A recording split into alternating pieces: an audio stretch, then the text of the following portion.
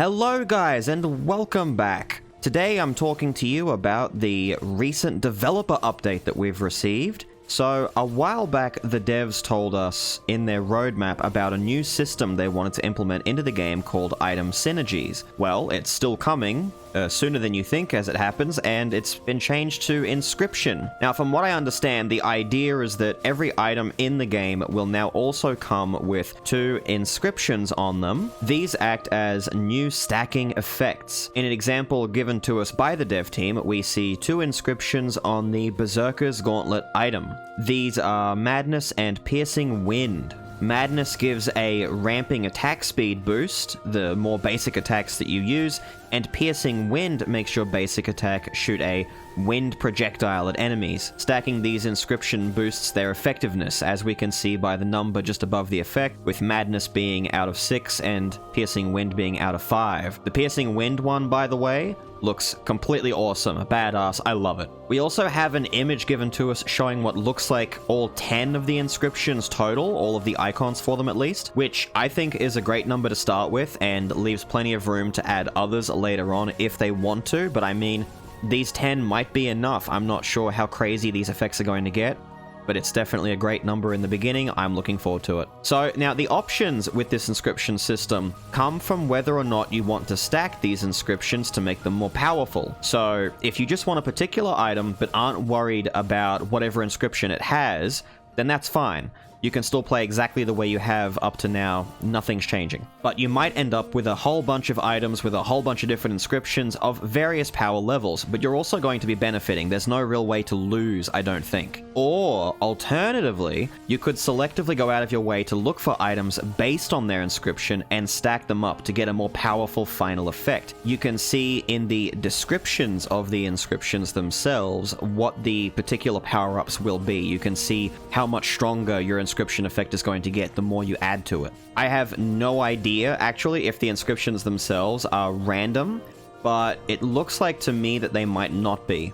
Berserker's Gauntlet is an item that already helps to boost attack speed, and the Madness and Piercing Wind examples that we've been given directly influence basic attacks. So by the looks of it, the devs might be pairing items up with inscriptions that complement the effects that they already have. I could see Madness and Piercing Wind both being on the Ring of Wind item, for example, or maybe an inscription that promotes movement speed if there is one. I don't know. I'm very glad that one of the examples that they gave, the Piercing Wind one, we can see that these effects might add more visual flair to the game as well. As useful as they are, I think people can agree that something like this makes you hit 20% harder or gives you X% critical hit can feel a bit dry. They're useful, but they're a bit boring, right, after a while? I can only imagine a skull like Alchemist with the Piercing Wind effect just destroying whole areas simply by holding down one button.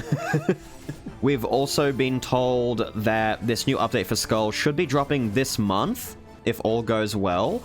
And the month is already close to being over, so we're probably going to see this update sooner than later, fingers crossed. Something I also want to quickly throw out there is that this update will make the player a lot more powerful in each run because of these inscription effects.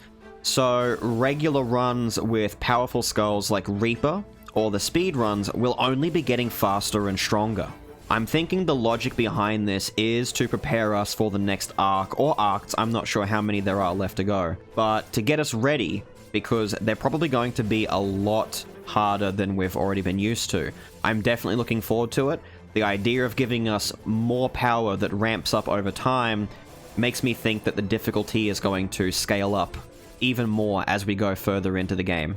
And lastly, just a final nugget that I'm tacking onto the end of this, the community have been talking about how much they'd like a Hollow Knight crossover for the game, and the devs have been listening. They've even gone as far as to say that they'd been down to do that. They just need the all clear from Team Cherry to do it. I don't know about any of you guys watching, I'm not sure how many of you have played Hollow Knight, but first, go play it. It's honestly one of the best games ever made, period. And second, I would be over the moon, hype and excited to see the Knight himself, or maybe Hornet even, added to the game.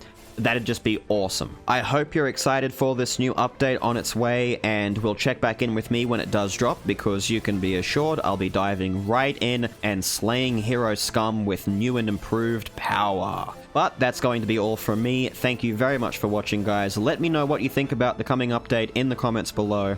I'll see you next time. Have a good one.